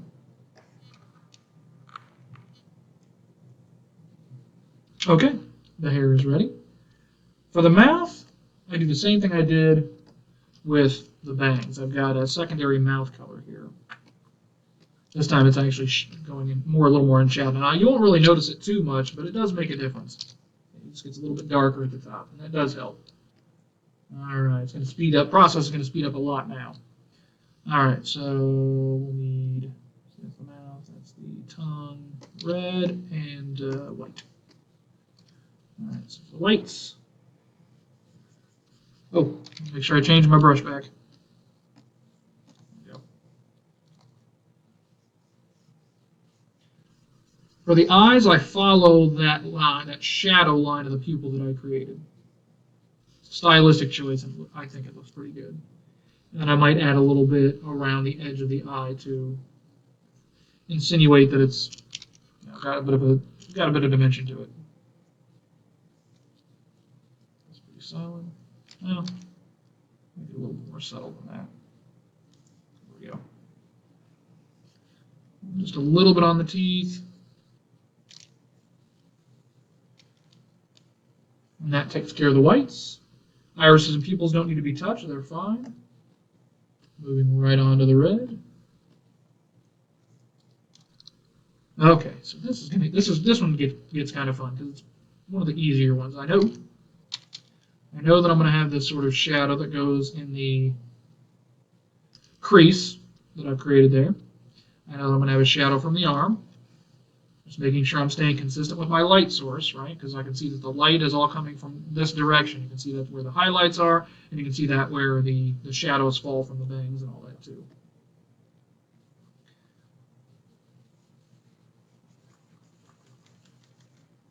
Okay. There we go.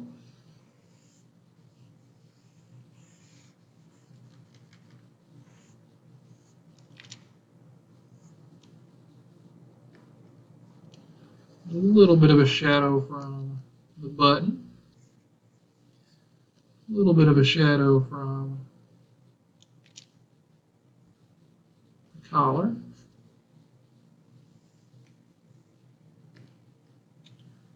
Now there's another thing I do with the red as well. For these really big colors, just to add some variation, what I'll do is I will take this highlight color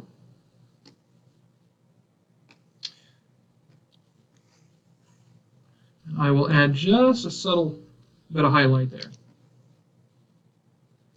Let's do it behind the, there we go. Okay, cool.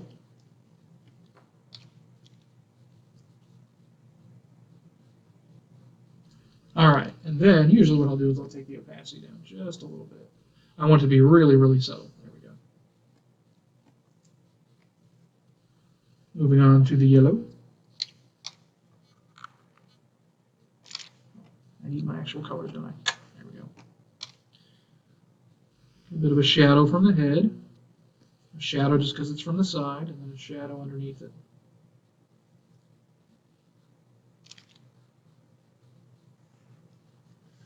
There we go. Then we got our yellow down here. I always find that the feet are kind of tricky. There are these big shapes, but there's also these very slightly kind of subtle shapes.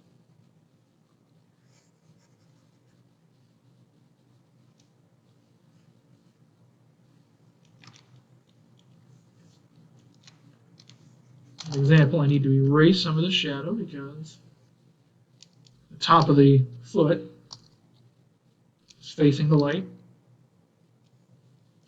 then I put this sort of little rim light here at the bottom of the pants. There we go.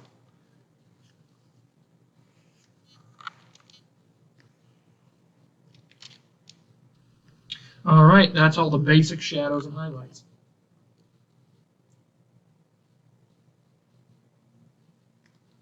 All right, so now I'm going to go back to the head, go back to the face, and I'm going to go ahead and create blush for the character. I use an absolute stark red, and then I use my soft round brush. I'll turn the opacity on, and I'll turn the percentage down to 12, specifically for this character. For, well, any really Mallory Bash characters. Now I'm going to use my pen pressure to very subtly start building up a little bit of blush on the character's face, and then the forehead, specifically around the eyes, and in the ears.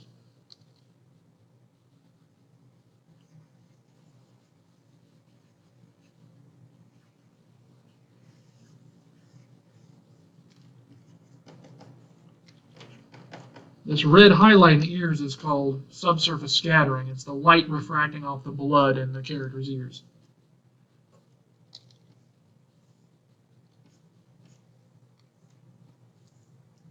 So I'll do that with the face, and then I'll do it at the tip of the fingers too.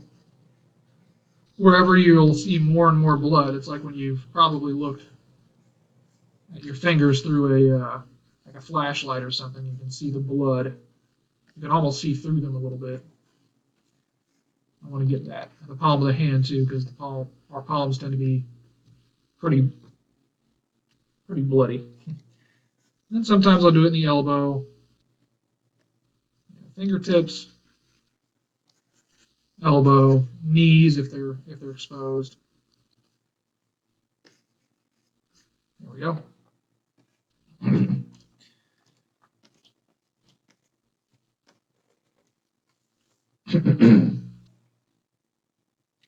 All right.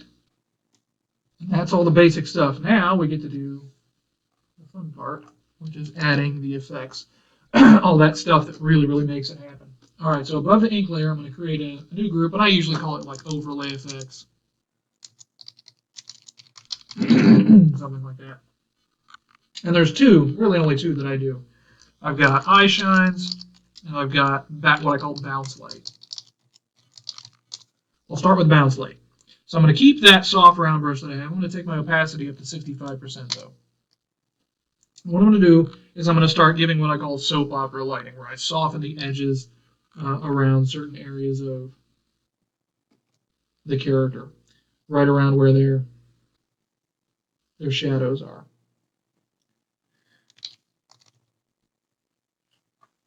And you'll see this really, really clearly when I start doing the highlights.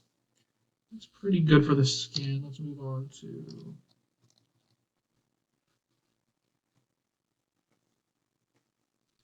red, a little bit of yellow. This is what gives the illustrations that sort of light glow that it has.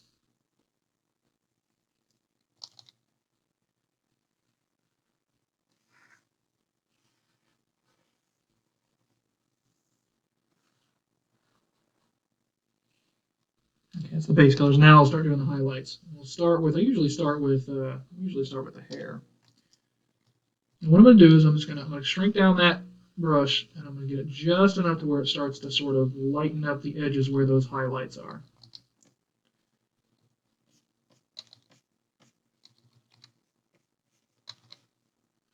Very careful, tedious work, but it looks good when it's done.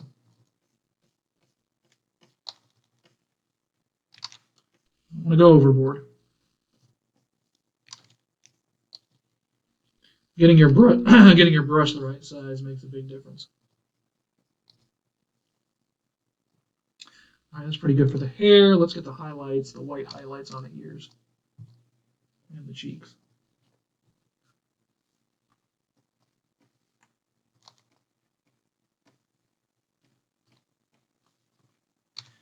We'll soften the whites on the eyes a bit.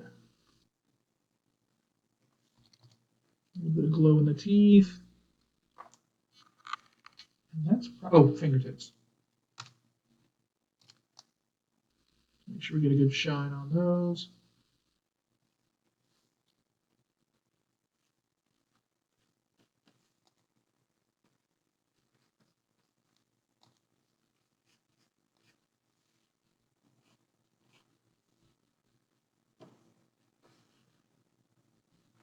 All right, and then for the eye shines, I'm just going to make sure I have a stark white. I'm going to go back to that brush I used for the ink and for the shadows, make sure my opacity is all the way up, and I'm going to go ahead and turn off my opacity, in fact.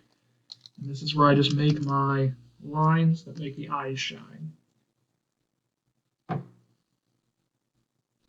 for the Mallory characters, the style is basically just a sort of a soft line. There we go.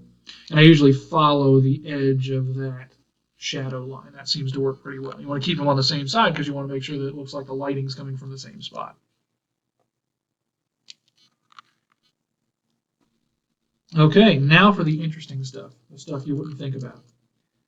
So the next thing I'm going to do, I'm going to go ahead real quick and just adjust this background so we have a little bit of color. So we'll colorize it. We'll take it into blue. Take the saturation way down. That's actually pretty solid there. Maybe a little bit more than that. There we go. And we'll add a gradient there. It just darkens it a bit, pushes it a bit more blue.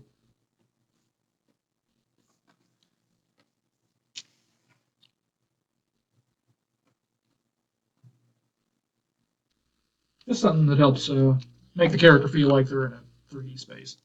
All right, that's pretty good for the background. All right, now for the fun, tricky, interesting stuff. I'm going to create. Oh, one thing I did want to show you real quick. Okay, so with color, the reason that all these are on separate layers. Let's say I wanted the shadows to. Let me take those overlay effects off. Let's say I wanted the shadows to be a different color. I can go in because these are on their own layers.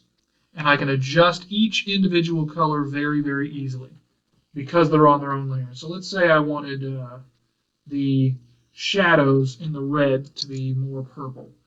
I can select that layer. This is the clipping mask layer for the shadow on the red, on this part of the red here. If I'm on that layer and I hit Control U, it's going to bring up the hue and saturation window again. And what that allows me to do is in real time change the color. Oh, actually, that's the highlight. Sorry. Let's get the shadow. In real time, I can change the color of that shadow. You can kind of see it moving. I can make it lighter, I can make it darker, I can make it more pink, I can make it more red, I can do whatever I want to with it. And that allows me to very, very subtly change all of the color details in the character.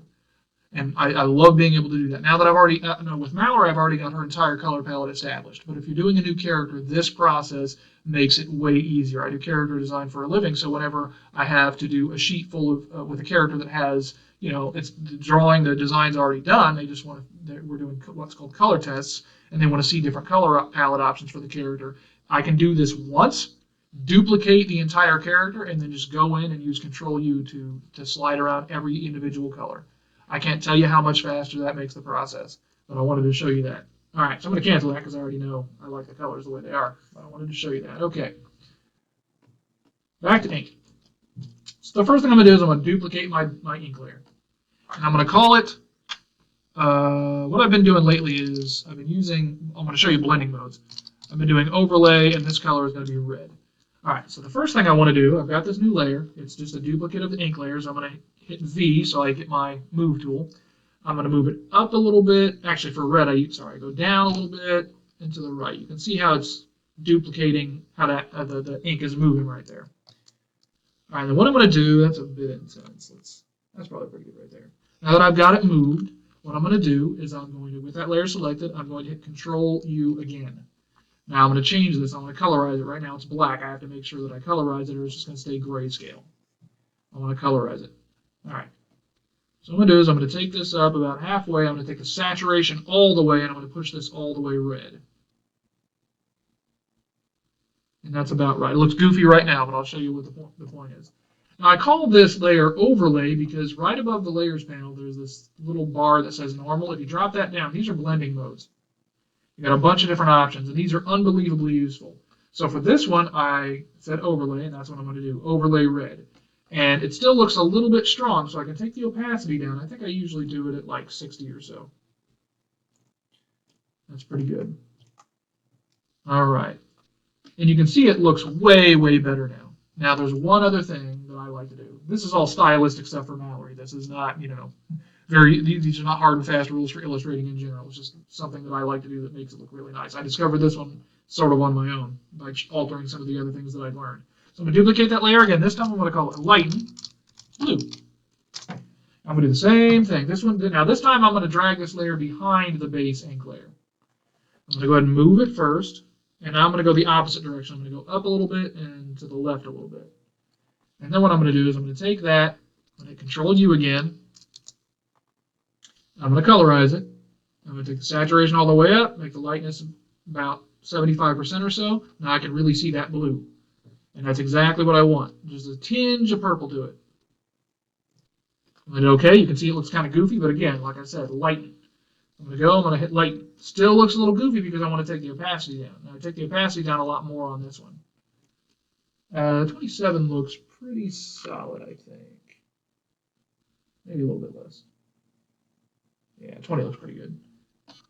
And it's hard to explain what it does for the drawing, but it does something for the drawing. It makes it look like there are actual like clear cell layers to it, that there's a slight bit of visual distortion to it, and it adds texture. All right, okay, so that's my ink trick. The next thing I'm going to do is, let's see, I'll show you a little lighting trick. So in overlay effects, I can add another one if I want. I usually put it behind eye shines. So if I add a new layer, I can say this is, we'll call it sunshine. And what I can do, I'll probably take this off at the end, but I want to show you how to do this, is I can take a color that's orangish yellow. I'll use a gradient and pull it down from where my lighting source should be. And it looks goofy again, right? But if I go into blending modes here, I can start adjusting, and I can just click, double click, and then just start scrubbing through them to see what looks best. And it'll change a lot. That doesn't look too bad. What is that? Lighten? Yeah. Lighten will work. Screen would work. Really just depends on what you want with the intensity of the light. And what this is for, and what this does really well, is blend your character into the background. It makes them feel like they exist in the ambient space. All right, I think we'll go with kind of like a lighten. And I'm going to take the opacity down just a bit. I just want it to be subtle so it looks like the character exists in that space. It doesn't need to be intense. And there you go. You can do those as overlay effects over whenever you have a character. Whenever you're putting a character inside of a scene, when you've got a background, you just want to look at the lighting of that background, and then you can add that lighting over top of the character so that you can start to blend them in. All right. One more trick. I'm going to do this. I'm going to take all these groups I've created. I'm going to group them together. I'm just going to call it all. That'll work. And what I'm going to do is I'm going to duplicate it.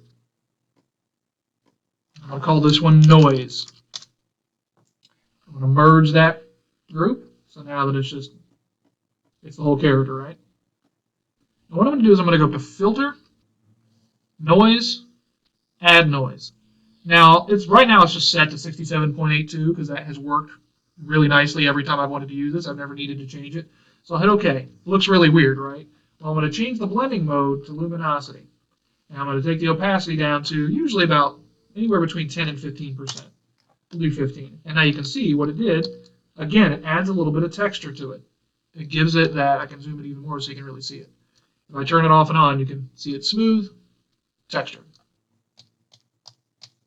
And it just adds, again, it makes it feel like something a little bit more analog and a little bit less digital. I like that. I like that appearance.